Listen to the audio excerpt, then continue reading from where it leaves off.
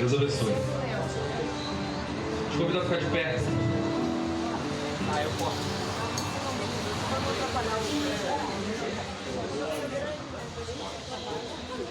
Vamos dar início ao nosso culto, celebrando ao Senhor com alegria. Aquele que ressuscitou no terceiro dia.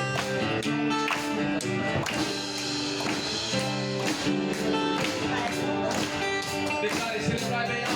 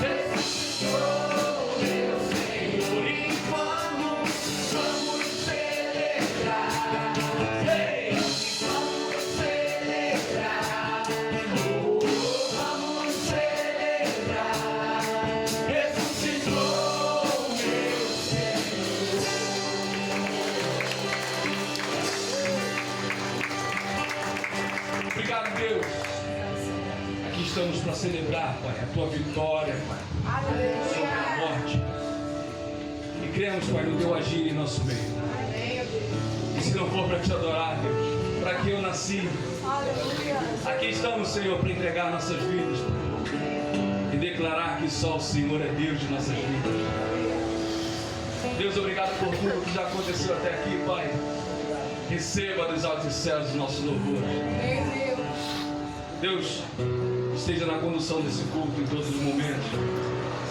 E que tudo que aqui for feito e dito, Pai, seja para a Tua honra e Tua glória. Em nome de Jesus. Amém. Se não for para Te adorar, Pai, que eu nasci.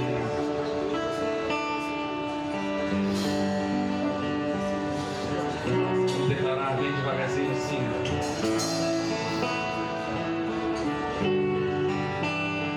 Se não for para Te adorar,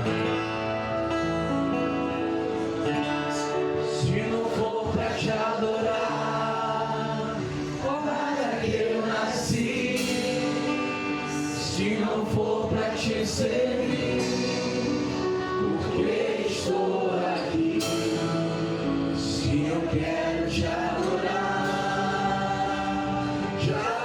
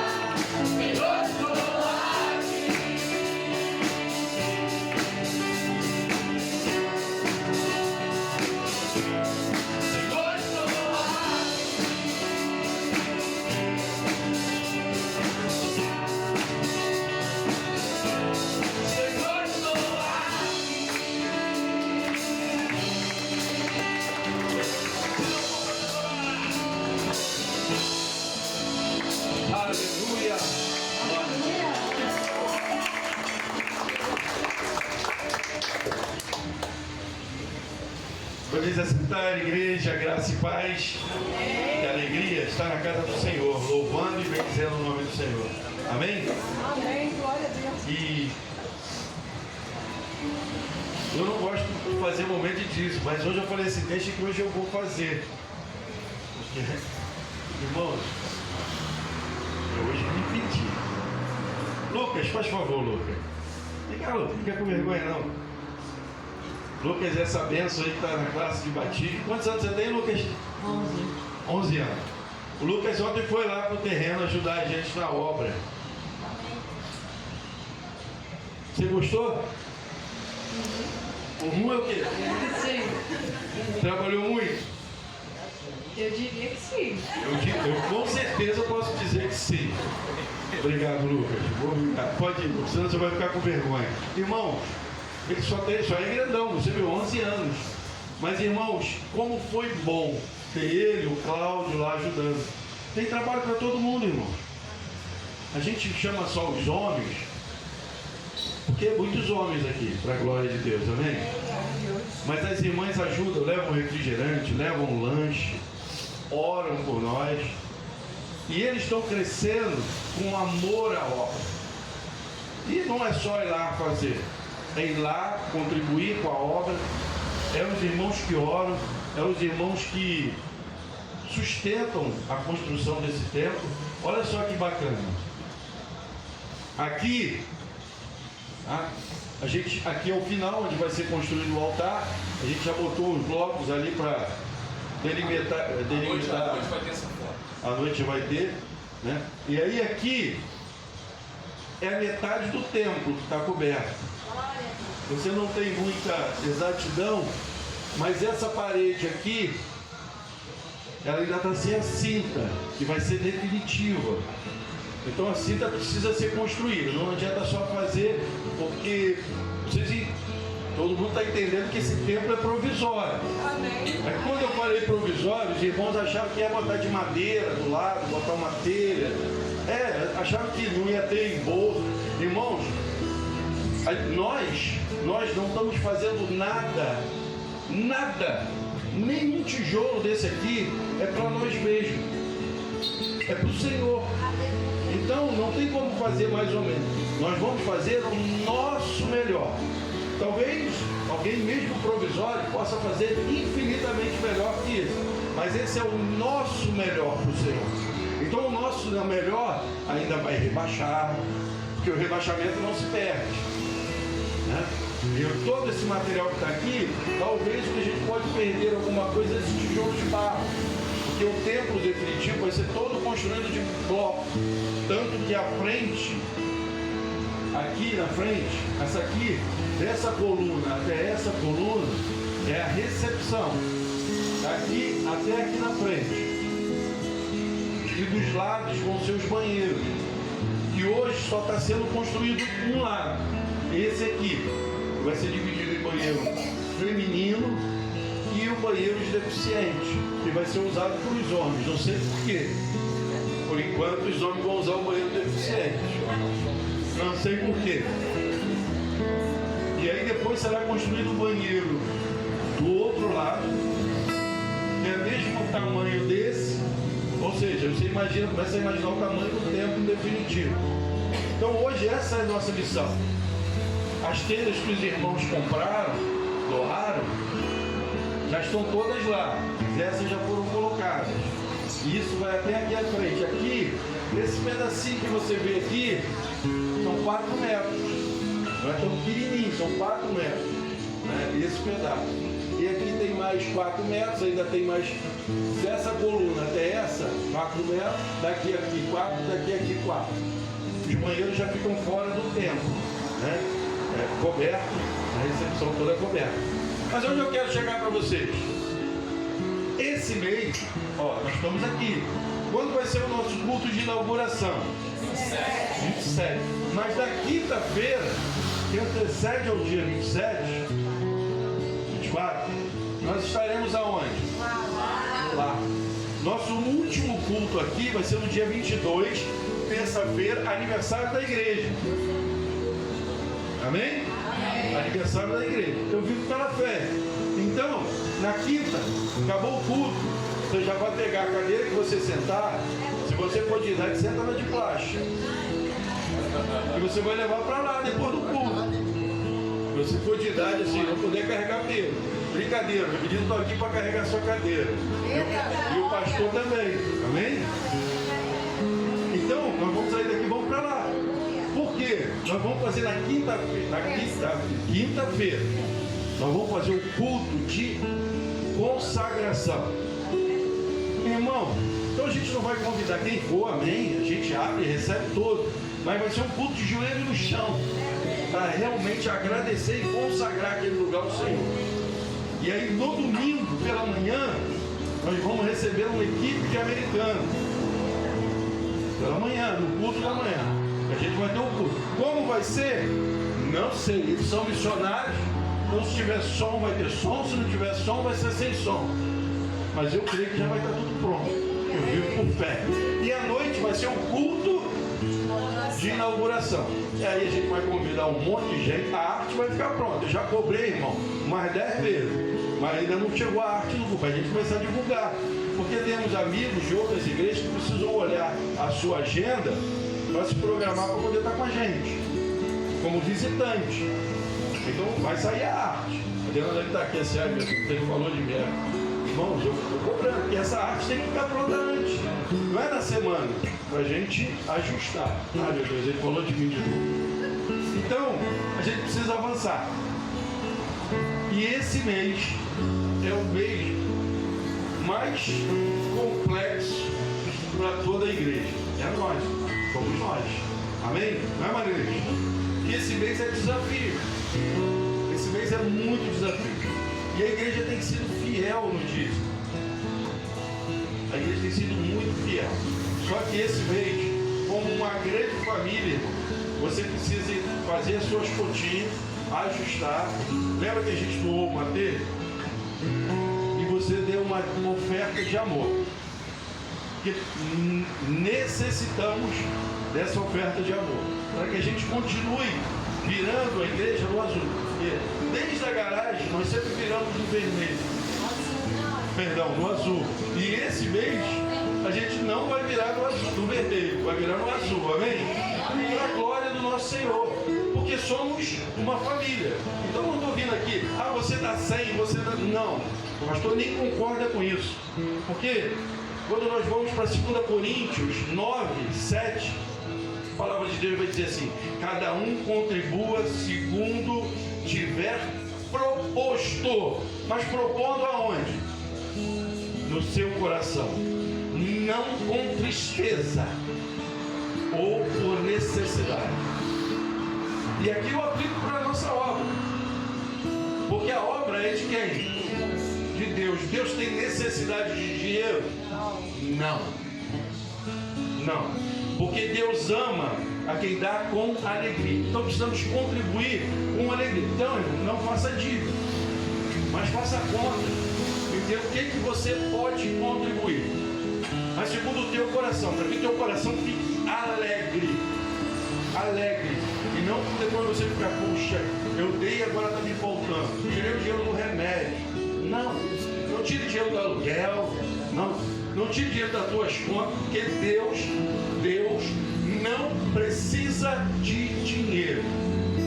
Nós, para fazermos aquela obra do Senhor, precisamos. Tem que pagar o pedreiro, tem que comprar cimento. Irmão, como o cimento vai embora. É muita coisa. Mas você conseguiu entender? E aí agora nós estamos com um momento de dízimo. Mas que eu quero que você ore nesse momento. É que Deus vai colocar no seu coração. Você não vai contribuir, vai fazer a conta da tua oferta com a sua família, para ver o que você pode contribuir. E aí depois você traga a sua oferta. Mas nesse momento, você que vem preparado para entregar o dízimo, a oferta, fique à vontade. Mas o que Deus quer realmente de cada um de nós está muito mais do que essa caixinha de madeira. Deus quer o seu coração, o meu coração.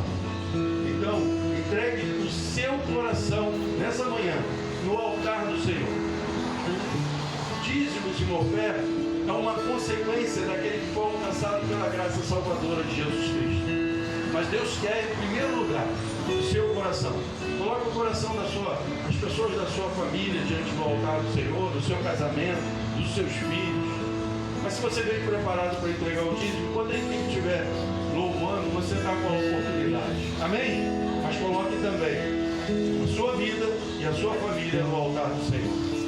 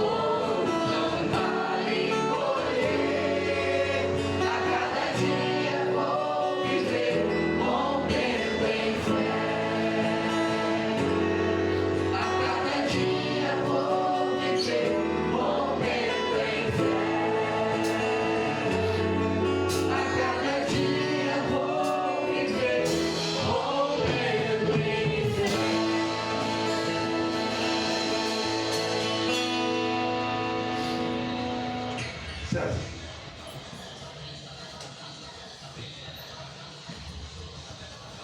Vou orar pelos dízimos e ofertas, mas também vou orar pela vida do seminarista César, para que ele possa ser usado como tem sido usado por Deus. Vamos orar. Grandioso Deus, Pai querido, Pai amado, louvado e engrandecido seja o Teu nome. Pai, te agradecemos, Senhor, por tudo que foi depositado no gasofilar. Dê sabedoria, Senhor, à Tua igreja para administrar, ó Pai. Ó Pai querido, a Tua obra, Pai querido, administrar tudo aquilo que o Senhor tem abençoado a Tua igreja, ó Pai, e que possamos avançar. Que possamos avançar em fé. Que possamos crescer em santidade. Pai, eu te peço uma bênção especial sobre a vida de cada pessoa nessa manhã. Mas, Pai, estenda essa bênção, Senhor, sobre a vida de cada familiar, Pai, dessas pessoas. Abençoe, Senhor. Sonda o coração de cada uma delas, para que em todo o tempo, o Seu nome seja glorificado nelas e através delas. Amém. Obrigado por tudo, Senhor. Aqueles que, porventura, não conseguem financeiramente contribuir, que possa arder em seus corações o desejo de orar cada dia pela Tua obra, Senhor. Muito obrigado pela contribuição de cada irmão, financeiramente, contribuição através da oração, contribuição através de apoio, de palavras que edificam, que nos fortalecem e que nos buscam a cada dia, que faz que venhamos buscar a cada dia mais viver por fé, viver a Tua obra. Te oramos agradecidos, Senhor, e colocamos também a vida do César em Tuas mãos mais uma vez. Que o seminarista César possa ser usado por Ti a trazer a Tua palavra a nós, e que tenhamos sabedoria espiritual, e que Teu Espírito Santo nos mova a absorvermos a Tua palavra, para vivermos a Tua palavra. Amém. Te oramos em nome do Pai, do Filho e do Espírito Santo.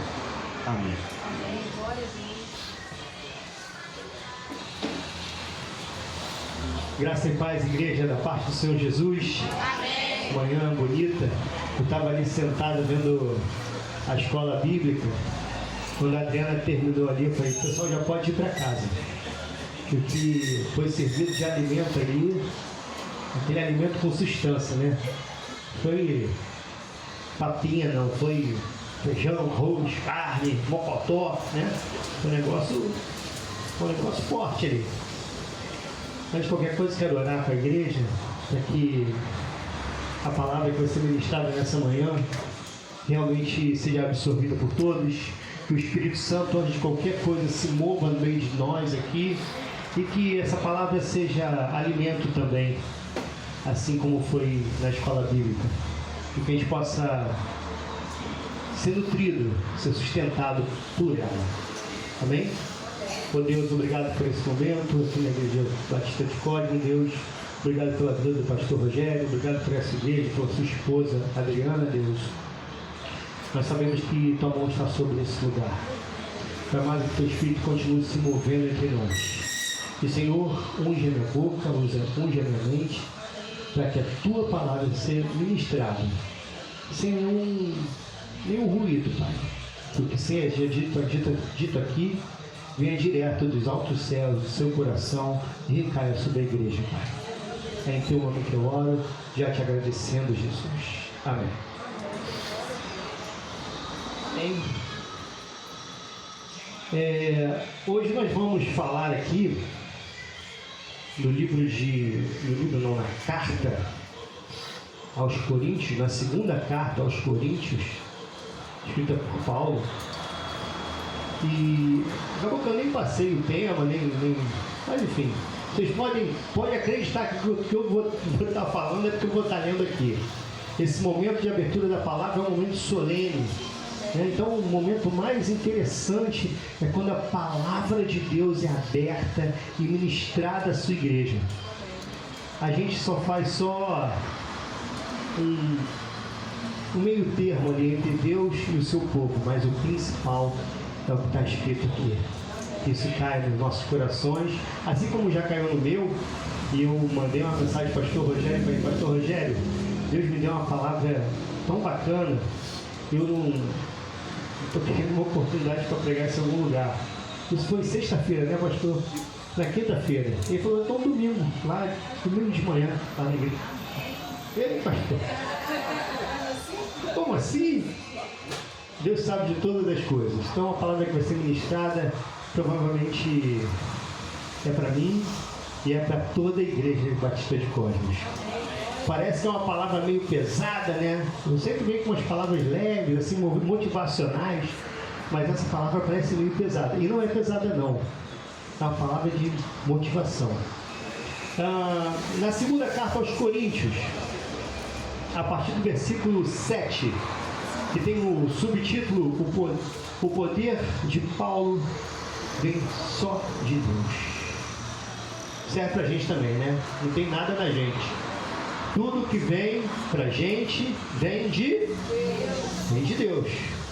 Vamos à palavra? Obrigado, Deus. Temos, porém, este tesouro em vasos de barro, para que a excelência do poder seja de Deus e não de nós. Em tudo somos atribulados, porém não angustiados, perplexos, porém não desanimados, perseguidos, porém não desamparados, abatidos, porém não destruídos, levando sempre no corpo o morrer de Jesus, para que também a sua vida se manifeste em nosso corpo. Amém? A palavra da manhã de hoje fala sobre como que a gente deve se comportar nos momentos de tribulação. Parece pesada, né? Mas ao final eu vou dar um recado para vocês, assim, vamos ver que isso talvez seja o maior motivacional dessa carta para a nossa vida. Então, a primeira parte dessa palavra diz o seguinte: em tudo somos atribulados, porém não angustiados. Antes eu queria falar uma coisa que ele fala de vasos, né? Tesouro em vasos de barro. Ali na cidade de Coríntio, se comprava vaso.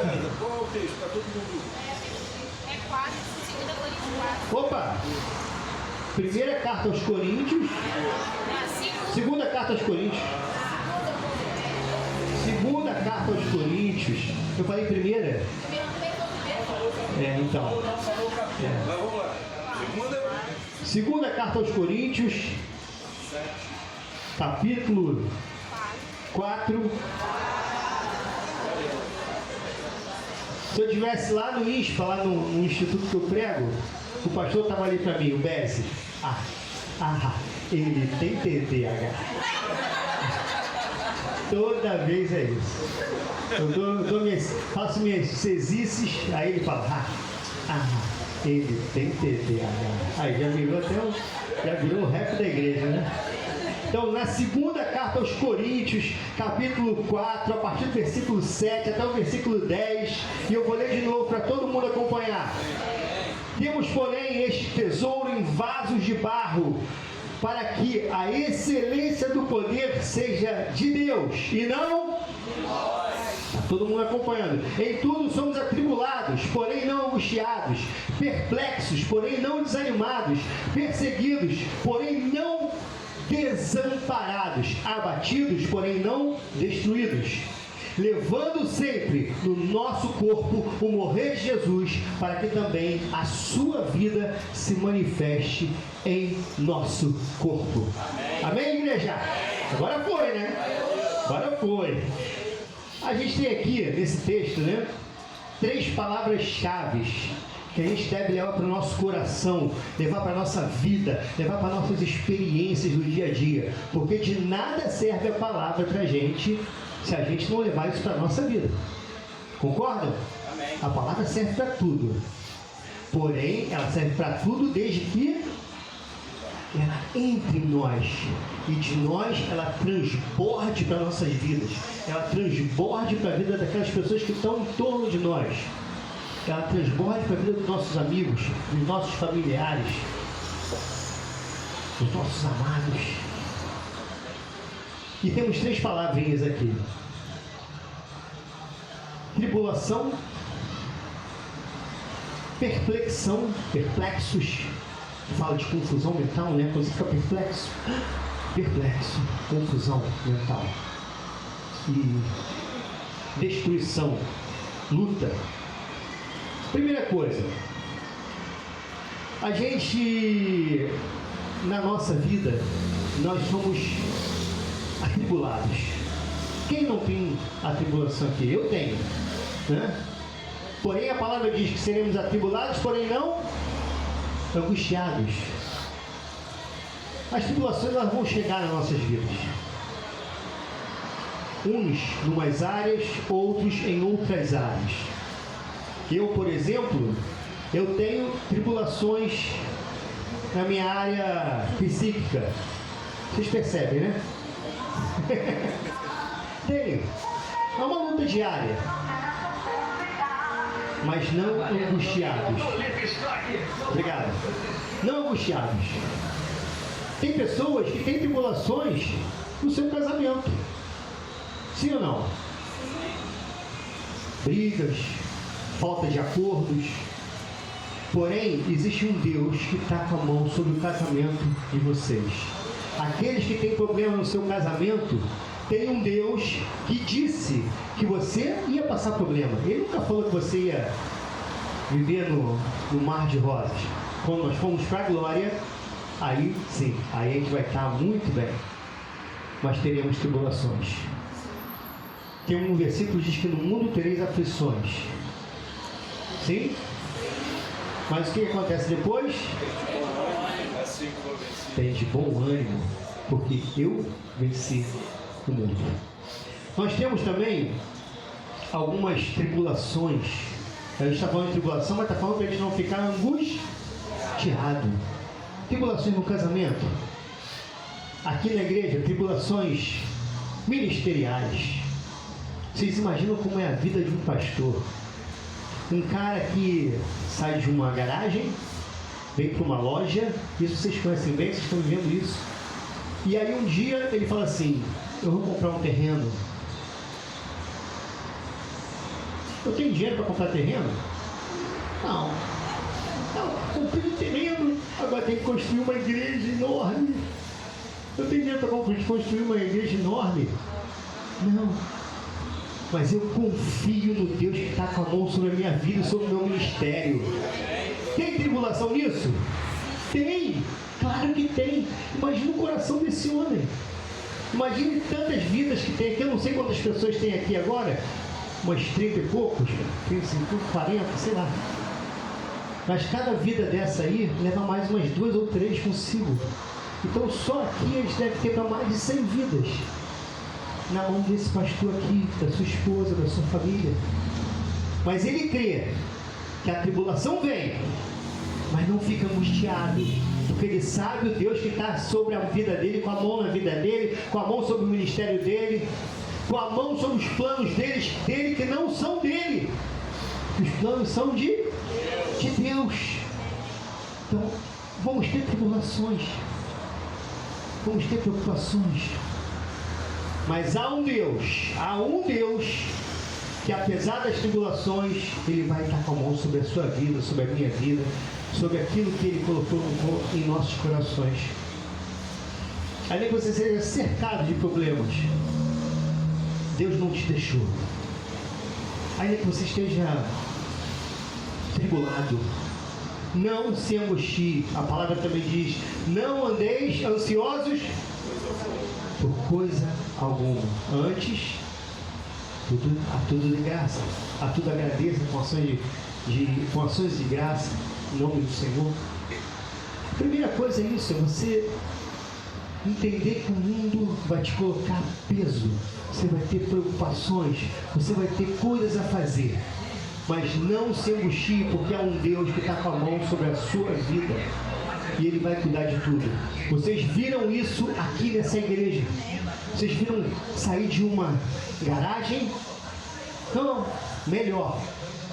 Vocês viram sair do nada. Eu conheço bem essa história. Eu vi uma igreja não vi com esses olhos, mas eu sei a história.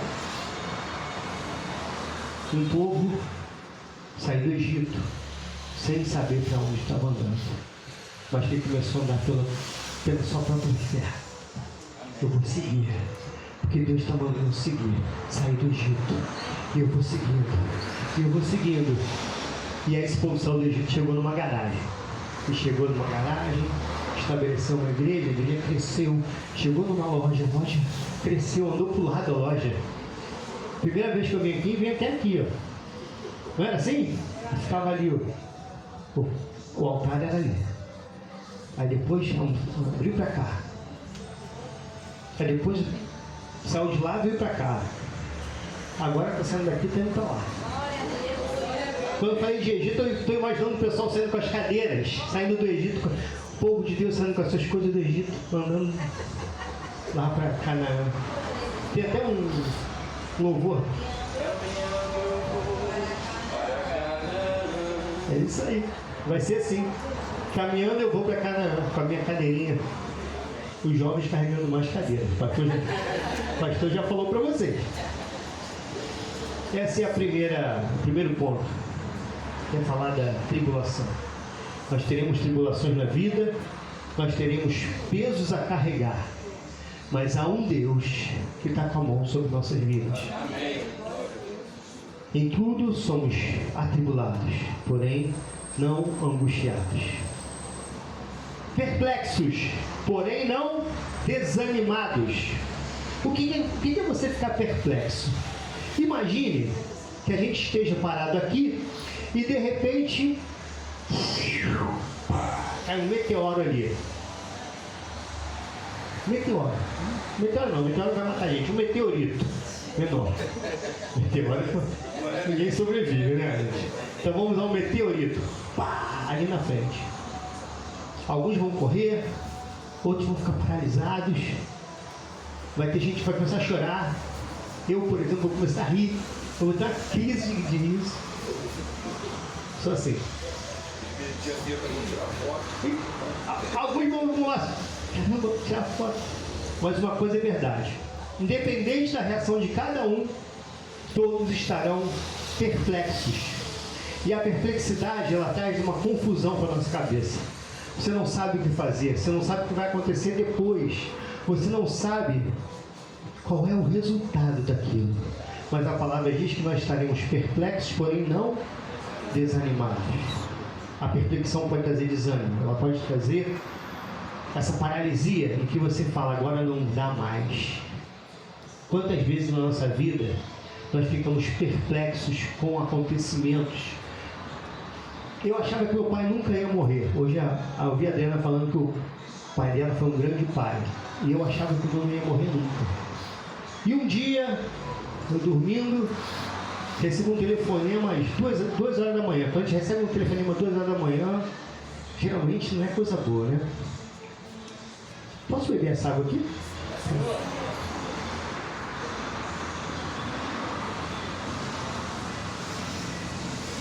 Vou fazer uma coisa nojenta aqui. Eu botei isso aqui, ó, Invisalign, aparelho pro dente. Aí a boca tá ficando seca agora. E tudo isso não é tribulado, porém não angustiado, né? Então, aparelho dental é uma dessas. Mas eu recebi uma ligação às 2 horas da manhã. 2 horas da manhã. A minha madrasta gritando, Sebastião! Ela chama Sebastião. Meu nome é Sebastião César. Tem gente que me chama de Sebastião, outros de César, outros de Seba, outros de Tião. Tem gente que me chama de coisa que eu não posso nem falar aqui. Mas geralmente é assim. Sebastião, teu pai. E meu pai faleceu, teve um infarto fulminante. Eu fiquei perplexo. O que é ficar perplexo? Não sabia o que fazer. Ele morava em Angra, eu morava em Copacabana. Eu fico. E agora não tenho mais meu pai. Meu pai era um grande amigo. Perplexidade total. Mas o provérbio 3:5 diz o seguinte, Provérbios, o livro de Provérbios tem um provérbio que diz, confia no Senhor de todo o teu coração e não te estribes no teu próprio entendimento. Tudo que acontece é pelas mãos do Senhor, pela vontade de Deus, e Ele vai dar a saída adequada para aquilo que aconteceu. Ele vai fazer da forma dele. Ainda que Ele tenha levado meu pai, eu tive um tempo fantástico com meu pai. Fantástico. A gente era muito amigo. Eu comecei a falar para ele: pai, eu te amo. Meu pai nunca tinha falado eu te amo porque ele tinha vergonha. A partir dali ele começou a falar: filho, eu te amo. Pô, você é sensacional. Ele sempre foi um fã meu. Ele, cara que me amava mesmo, meu pai. Minha mãe também. Minha mãe já esteve aqui, né? Velhinha, 90 anos. Mentira. Fica possessa quando eu falo. Minha mãe tem 75 anos. Não te estribe no seu próprio entendimento. Ainda que você esteja perplexo, há um Deus que está cuidando. Porque a perplexidade vem de coisas que Ele colocou. E é da mesma forma que Ele coloca, Ele trata, Ele cura, Ele conserta, Ele arruma. E quem não viveu isso? Um dia você vai olhar para trás e falar: caramba, como é que aquele negócio passou e eu nem percebi? Já foi. E Deus cuidou e você não percebeu, e Ele foi fazendo do jeito dele. A perplexidade vem quando você tem que tomar decisões. A perplexidade vem quando você não tem uma direção e você fica perdido nos seus pensamentos. E confia no seu Deus. Confia no Senhor, porque Ele vai te ajudar, Ele vai te conduzir nos momentos de tribulação. E Ele vai te acalmar, Ele vai aquietar o teu coração, Ele vai te abraçar, Ele vai te acarinhar quando a perplexidade vier. A gente já falou de tribulação, de perplexidade, e agora a gente vai falar de luta. Todos nós temos lutas a vencer. Todos nós temos desafios diários, temos desafios eternos, porque eu vou te falar, escuta isso, quando acabar um, vem. Alguém já fez já completou? Quem foi? Foi você, né? Quando acabar um, vem outro. Perseguidos, mas não desamparados, abatidos, mas não destruídos. Deus não promete que a gente não vai cair, mas Deus promete que a gente vai levantar. Você vai cair, mas você vai levantar. Nosso Deus não é um Deus de colocar no chão. Nosso Deus é um Deus de levantar. Quantas vezes no Evangelho você vê Jesus levantando pessoas? Levanta e anda, venha para fora, toma teu leito. Esse é o Deus que a gente serve. Esse é o Jesus que está conosco todos os dias da nossa vida, por promessa dele, até o final dos tempos. Esse é o teu Deus.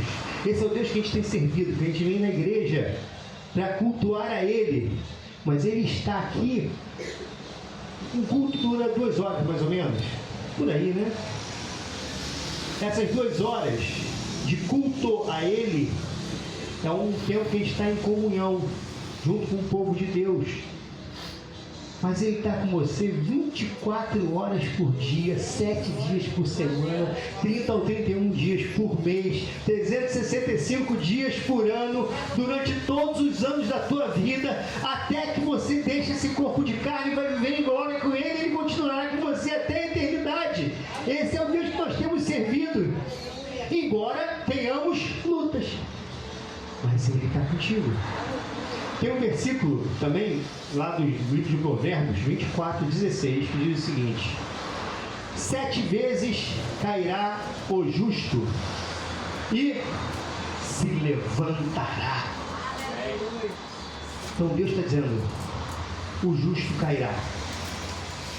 E aí tem um contraponto. Quem é justo?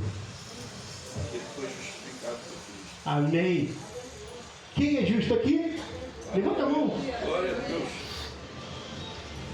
Nós temos uma casa, uma igreja de justos. Porque quem nos justifica é o sangue do Senhor Jesus. Então nós temos uma igreja de justos. justos, justificados pelo sangue do Senhor na cruz do Calvário. Mas o livro de Provérbios diz: 7 vezes cairá o justo. Então eu tenho essa notícia a te dar. Você já caiu? Quem já caiu aqui? 7 vezes cairá. 7 é um número que tem muito na Bíblia, né? E ele é um número de perfeição. É um número que mostra a amplitude da palavra que está sendo dada. Quando ele fala 7 é porque aquele negócio é sério, vamos dizer assim. Então ele está dizendo, vamos tirar o 7? Ele fala, o justo cairá. O justo cairá. Mas ele diz, e se levantará. Você está caindo? Você está se levantando. Você já se levantou? Sinto informar, em algum momento vai cair. Mas há um Deus que vai te levantar sempre, porque é a promessa dele, e quando ele fala, a gente acredita. Se ele disse, eu acredito. A gente já teve quedas, algumas quedas. A gente já teve queda no futebol, né? Jogando joelho, canela, tornozelo, coluna. A gente tem quedas morais e espirituais. Eu lembro de uma igreja que eu estive durante 15 anos, e tinha uma senhora, você estava sempre assim, por perto, assim, ela estava ali, Zena. Não era uma senhora não, uma jovem senhora, uma negona assim, forte, uma voz potente. Já viu a Zena? Ela fala para mim, vigia, varão. Vigia, varão. Às vezes eu falava alguma coisa fora do texto, principalmente dá aquela resvalada. Eu dou, não sei se vocês não, mas eu dou. Vigia, varão. A gente tem quedas morais e espirituais. Mas, como diz a Zena, o nome dela é Zenaide. Vigia, varão. Vigia. É do homem, é da carne. Cair é da carne, ter quedas morais, ter quedas espirituais. O inimigo ele vai colocar o dedo na sua cara, vai falar, você não é mais digno. Olha o que você fez, olha o que você arrumou, olha o que você falou para o teu irmão, olha o que você falou para a igreja. Acontece. A igreja é feita de homens, de pessoas lavadas e remidas pelo sangue do Senhor, porém pessoas que a própria palavra diz que caem. Aquele que está de pé, que pensa que está de pé, vigia, cuida para que não caia. Não teremos realmente sim quedas. Mas Deus, Ele jamais vai desistir de você, porque Ele diz que aquele que cai 7 vezes também se levanta. Estaremos abatidos, porém não destruídos. Teremos quedas também na falta de força para continuar.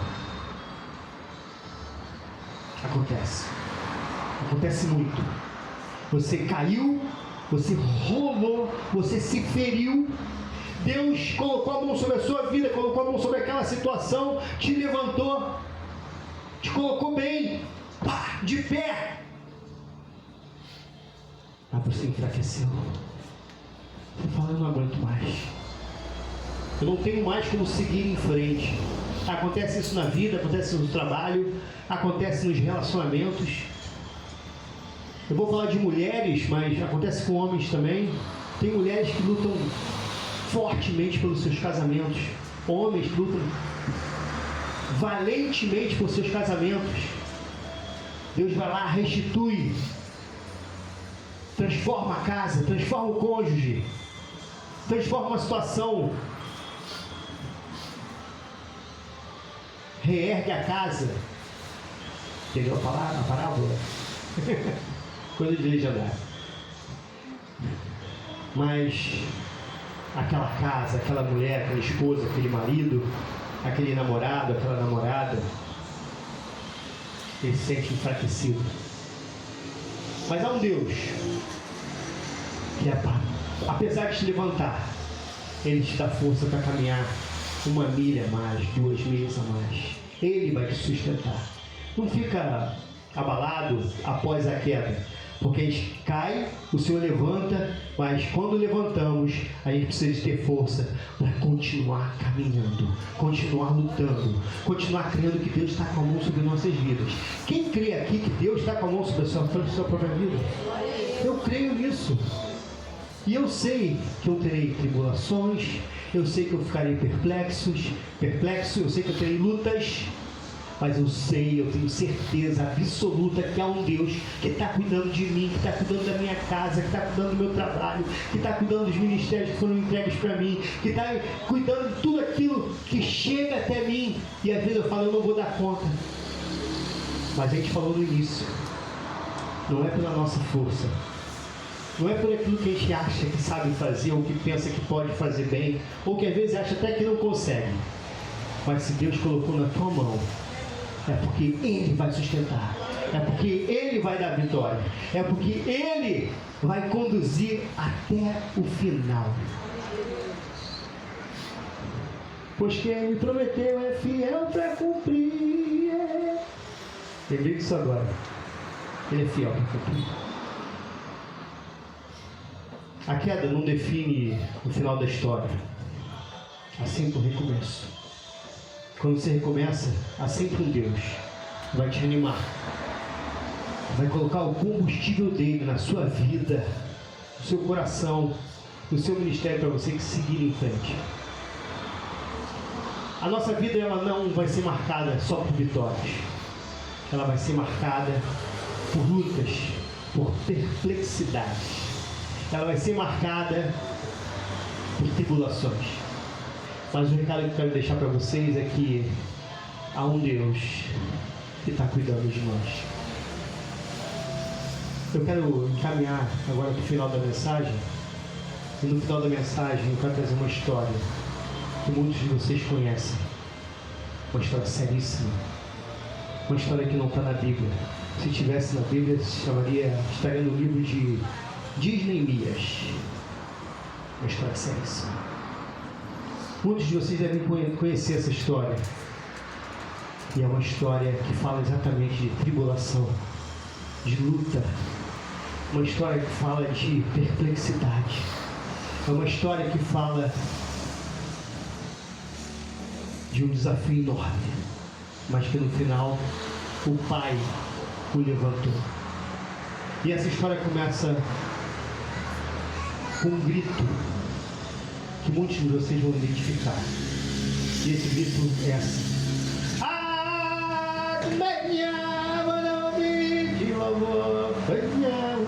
quem conhece isso? Quem conhece? Quem identificou ele? A juventude conhece bem, né? Então, isso não tem nada a ver com Bíblia. Mas na época de Jesus, ele usava as histórias daquela época. Muitas daquelas parábolas eram histórias que já eram contadas naqueles tempos. E o Rei Leão é uma história que eu posso contar e compartilhar com vocês, para falar do amor de Deus. E ele tem tudo a ver com tribulação. E tem tudo a ver com o que eu quero deixar para essa igreja nessa manhã de hoje. Um dia, um leão acha que fez uma grande bobagem no meio do seu bando. E o inimigo fala para ele: você não é mais digno. Você não merece mais viver entre os leões. Você precisa fugir. Você precisa ir embora. Vai embora daqui.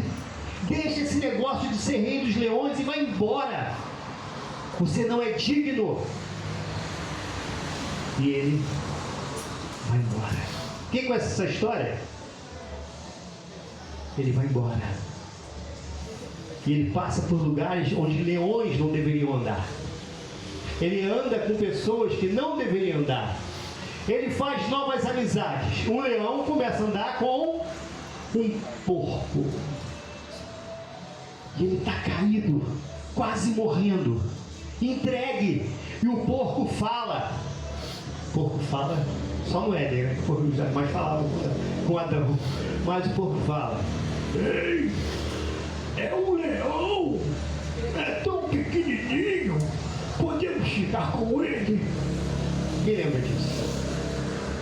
E o amigo do leão, um suricato, um bichinho esmirrado, não serve para nada na savana, ele é comida de todos os outros animais. E o suricato fala: ei, Pumba, vamos ficar com ele, a gente vai ensinar ele a ser como nós. E o leão começa a andar com um porco e com um suricato. Um leão, o rei da selva, o rei da savana, aquele que foi criado para reinar, ele passa a andar com um porco e um suricato. O leão passa a não comer carne, mas comer insetos e vermes, larvas. Viscoso, mas gostoso. O leão passa a andar com o porco e com o suricato.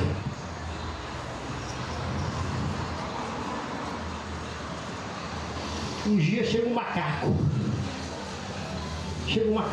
E encontra o leão e fala: você precisa voltar. Você precisa voltar para o seu pai. Você precisa voltar para onde você foi criado para reinar. Você precisa voltar a ser você, porque o leão esqueceu quem ele era.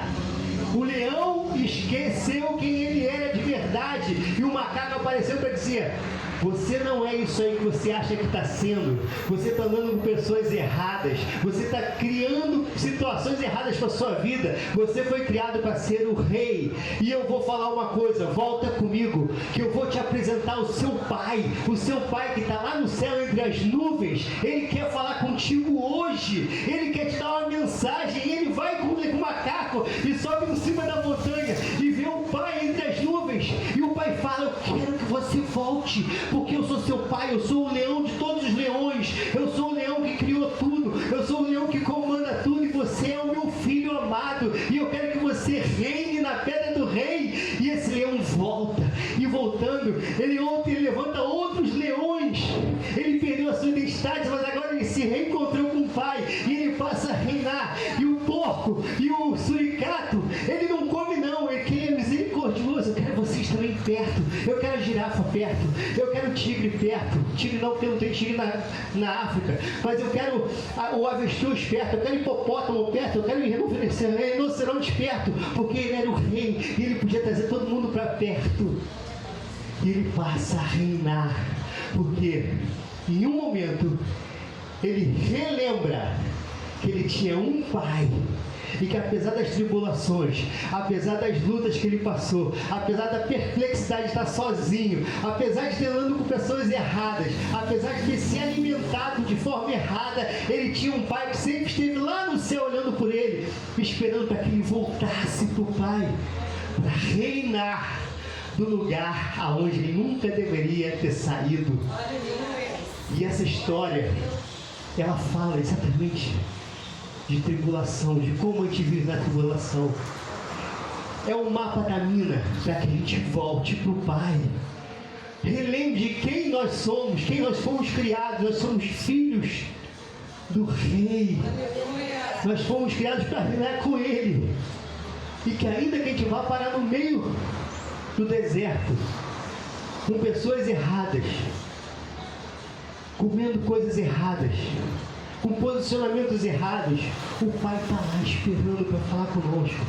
Volte para mim, volte, venha reinar. E por conta disso, toda a savana é salva do mundo do mal que eram as hienas. E todos os animais no final se inclinam em reverência ao Rei Leão. Isso fala muito alto no nosso coração, não fala? Quem aqui está vivendo como Simba? Deixando que as tribulações, as lutas, a perplexidade nos levem para um lugar onde não é o nosso. Nos deixando levar para um lugar onde está aceitando coisas erradas para a nossa vida. Onde a gente está se alimentando de coisas erradas. E vocês estão entendendo a metáfora, que não é alimento físico, mas é alimentando de algo que não seja a palavra de Deus. Mas há um Deus que está te aguardando, que está me aguardando a qualquer momento voltar e a gente retomar a nossa identidade de filhos amados do Senhor Deus. Amém, igreja? Essa mensagem eu queria deixar para vocês, quero acreditar que cairá no coração de cada um, assim como caiu na minha. Eu estava lendo sobre perplexidade, estava lendo sobre tribulação, me veio uma palavra, eu falava, essa palavra não tem um fechamento positivo, embora tudo na Bíblia tenha fechamento positivo, mas como é que a gente motiva as pessoas a aceitarem Jesus, a seguirem o caminho que Deus definiu para elas? E um dia na sala eu tinha contado essa história do Rei Leão, e acabei de ver um vídeo do Hernando Gia Lopes e passei assim, tinha um cara falando do Rei Leão. Eu falei, oh Deus, obrigado, Senhor, porque tu fala conosco na internet também. Amém?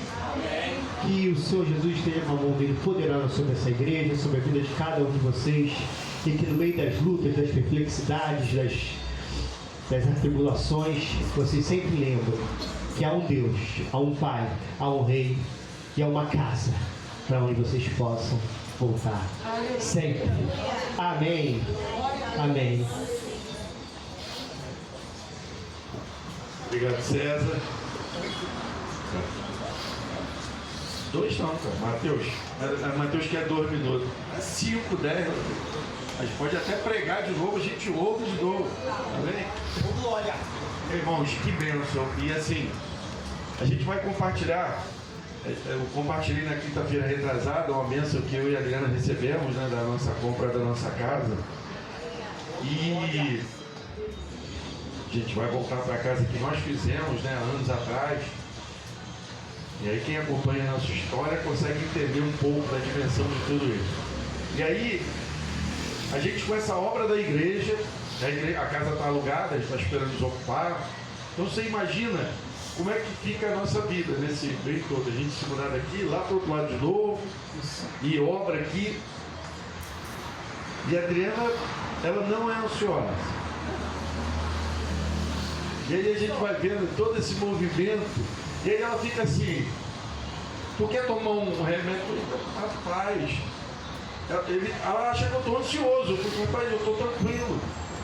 E irmãos, de coração mesmo, eu fico tranquilo. Assim, o que cabe a mim, por exemplo, sexta era minha folga, eu fui para lá. Ontem nós estávamos lá. Isso é o que Deus colocou na minha mão. O que cabe a mim, eu preciso fazer. Mas eu descanso no Senhor. Porque aquela obra não é minha, é dele. Então assim, hoje nós ficamos um pouco preocupados esse mês, né? Então eu até falei para ela, o dízimo deixa que eu faço hoje de manhã à noite, porque eu quero passar para minha família a nossa realidade. Quando a gente precisa ajustar as contas, fazer as coisas, a gente não senta à mesa com a nossa família para ajustar. Só não fazemos, deveríamos, né? Os filhos saberem que não vão poder comprar um telefone, não vai poder um videogame, porque a gente está com outro objetivo. Mas esse objetivo aqui é a mesma coisa. Então eu sei que eu não estou fazendo literalmente nada lá. Quem está fazendo é Deus. A obra é dele. Deus está no controle de tudo. O que ele me manda fazer, eu obedeço. Assim como o Lucas fez, de ir para lá ontem. E cada irmão, a gente tem que entender a nossa parte. E como família, a gente compartilhou com a igreja. Então eu não fico ansioso. Dia 27, semana que vem, eu estou indo fazer um casamento em Cabo Frio. Eu vou pegar a Renata, já avisei o Renato. Renato, ó, sábado que vem, tu tem que estar lá na obra, entendeu? Vou chamar os irmãos, mas vou em paz, irmão. Porque a obra não é minha. A obra do Senhor, nós somos instrumentos. Então eu estou muito tranquilo. E outra coisa, eu já falei, se tiver teto, nós vamos com teto. Se tiver sem teto, não, agora a gente já tem a metade. Então a gente já sabe que pelo menos a metade vai ter. Nós vamos sem teto. Minha preocupação hoje um pouco maior é o banheiro. Mas assim, já está um pouco caminhando. Então talvez possa ser que não tenha um monte de banheiro. Mas tem um, aqui a gente só tem um, por enquanto, um masculino e um feminino. Então eu descanso do Senhor, irmão. E descanso mesmo. A casa lá, a gente nem sonhava de comprar a casa agora. E aí apareceu assim, Deus deu oportunidade. Amém. Então, eu vou ficar ansioso porque se é Deus no controle, eu nem pensava em comprar, Deus apareceu com a casa e falou, ó, toma. Eu só descanso e só confio. E Deus vai fazendo assim, de maneira que a gente fica. O César não sabe muito, porque o César pegou a igreja aqui, dali para cá. Mas ele pegou a igreja virada para lá. E essa igreja, no começo, quando chegamos, era virada para lá e essa parede não existia. Era mais 3 metros para lá. E era só até aqui. Mas assim, é o livro que vai sair, a gente vai ver, porque é muita coisa. Né? Deus está escrevendo. Aí Mateus faz parte dessa história também, Mateus vai falar agora, amém? Depois a gente vai convidar a igreja para ficar de pé, a gente está orando. E Mateus, depois de você falar, você ora, encerrando o culto, a gente vai louvar. Os irmãos, paz do Senhor. Eu aprendi no seminário uma frase muito legal, que quando a gente tem uma mensagem que fala com a gente bebe de concha. E hoje eu bebi de concha daquilo que o Senhor falou através da sua vida. Deus continue te abençoando, tá bom? Irmãos, a minha fala ela é breve, porque nós encerramos hoje a nossa EBD, né? Nossa revista de EBD se encerrou hoje. Mateus, a vantagem de ser pastor é que você faz assim. E aí encerramos hoje e nós vamos dar início a uma nova lição de EBD, que vai ser num outro modelo. Nós não vamos ter uma revista física. O que vai acontecer? Como é um livro, né? Nós vamos estudar um livro que é a Declaração Doutrinária da Convenção Batista Brasileira, ou seja, o que nós acreditamos como batistas, né? O que nós somos, né? Então ser batista tem toda uma história. E aí nós vamos usar esse documento que saiu esse ano, que é da Declaração Doutrinária, que explica o que a gente crê e o que a gente não crê. E por que a gente crê o que crê e por que a gente não crê o que não crê. Deu para entender? É isso aí. Então nós vamos caminhar com slides que nós vamos preparar para a igreja e uma apostila. Como a gente não vai conseguir comprar esse livro, que não é muito baratinho, para todos os irmãos, nós vamos criar uma apostila e você vai ter disponível essa apostila para estudar junto com a gente e também vai poder acompanhar os slides que vão ficar lá no grupo. Tá bom? Então isso é uma facilidade para a gente caminhar junto. E provavelmente a primeira lição vai começar já no novo templo. Isso é muito interessante, né? Que se estamos tendo lá os fundamentos materiais, né? Sapata, treliça, nós vamos ter fundamentos espirituais também, né? Um início de fundamentos sobre o que nós cremos, tá bom? Então que Deus nos abençoe nessa nova caminhada. Conto com a sua oração, com a sua dedicação para estudarmos um pouco mais. Na primeira lição, que não está aqui no livro, que é semana que vem, vai ser sobre a história dos batistas. Ou seja, como é que a gente começou a ser batista? Como é que começou isso? E a gente vai ter uma lição na semana que vem sobre isso. Tá bom? Que Deus nos abençoe, meus irmãos. Vamos orar então para a gente encerrar nosso culto. Senhor, nós queremos nessa manhã celebrar o Teu nome, Pai. Nós queremos Te agradecer desde o momento da EBD, onde estudamos a paternidade de Deus, aprendemos, Senhor, como o Senhor é um Deus que é todo poderoso, mas também é um Deus que é nosso Pai. Muito obrigado por essa certeza. Muito obrigado pela mensagem através do Teu servo César, Senhor, que falou ao nosso coração, Senhor, nos consolou, nos animou, nos confrontou com a Tua palavra. Continue abençoando a vida, o ministério, a vocação, o chamado, a família do Teu servo, assim como do nosso pastor. Toda essa caminhada que estamos vivendo, esse novo de Deus que está se projetando nessa igreja, que o Senhor continue derramando ricas bênçãos sobre nós. Obrigado pelas aniversariantes desses últimos dias, Pai. Irmã Silvana, irmã Raimunda, obrigado por isso. Obrigado, Senhor, porque hoje também celebramos o dia do missionário batista. Obrigado pelos servos e servas que se dedicam na obra missionária. Que realmente o Senhor abençoe os missionários batistas do nosso país, Senhor. Muito obrigado. Louvamos ao Senhor, nos dê um domingo de bênçãos na Tua presença, assim agradecemos em nome de Jesus, o nosso Salvador. Amém e amém. Deus nos abençoe, meus irmãos.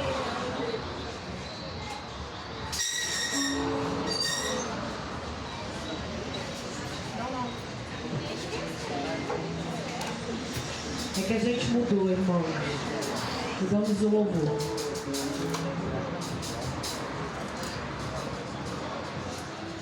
Vamos louvar ao Senhor? Pressionados, mas não desanimados. Perplexos, mas não desesperados. Mas estamos de pé.